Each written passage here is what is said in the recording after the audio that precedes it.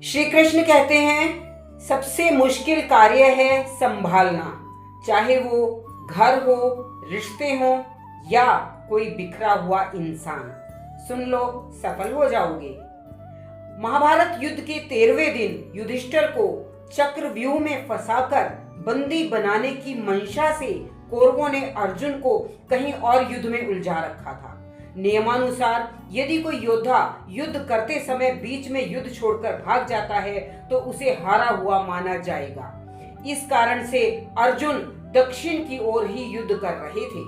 द्रोणाचार्य द्वारा चक्रव्यूह की रचना युधिष्ठिर को बंदी बनाने के लिए की गई थी। युधिष्ठिर को चक्रव्यूह भेदना नहीं आता था।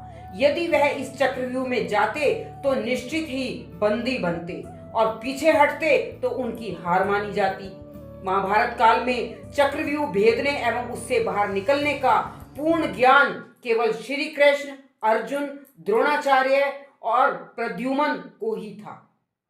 इनके अलावा केवल अभिमन्यु ही ऐसे थे जो चक्रव्यूह में प्रवेश करना जानते थे परंतु निकलना नहीं जानते थे। अभिमन्यु ने युधिष्ठिर से चक्रव्यूह भेदने की आज्ञा मांगी। युधिष्ठिर ने अभिमन्यु को आज्ञा नहीं दी। अभिमन्यु जानते थे यदि युधिष्ठिर इस चक्रव्यूह में गए तो उनको बंदी बनाना तय है, साथ ही धर्म युद्ध यहीं पर समाप्त हो जाएगा। फिर अभिमन्यु ने आप ही चक्रव्यूह में जाने का निर्णय लिया। उसके निर्णय के आगे युधिष्ठिर भी हार गए। जब अभिमन्यु व्यूह में घुसे, जयद्रथ ने व्यूह का द्वार बंद कर दिया।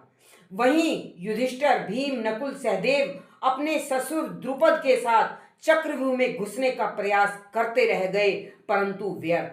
व्यूह के बाहर उन्हें जयद्रथ से युद्ध करना पड़ रहा था।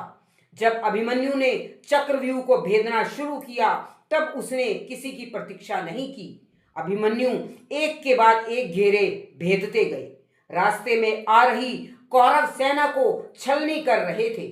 छठे घेरे को पार करते करते अभिमन्यु ने कई योद्धाओं को मार डाला।